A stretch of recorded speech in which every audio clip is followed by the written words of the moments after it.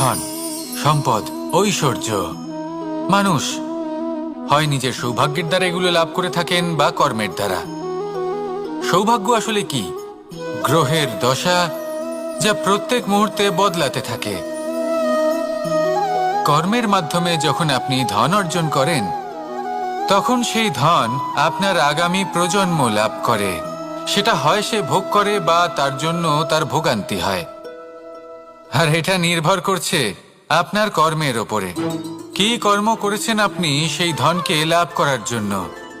যদি আপনি সৎ পথে চলেন, নিষ্ঠা ভরে আপনি কর্ম করে থাকেন এবং তার ফলে আপনি ধন অর্জন করে থাকেন, তাহলে আপনার আগামী প্রজন্ম সেটা ভোগ করবে, সেটা প্রয়োগ করবে নিজের বিকাশের জন্য। কিন্তু যদি আপনি কুকর্ম করে থাকেন, কোনো রকম ছলনা করে থাকেন এই ধন লাভ করার জন্য,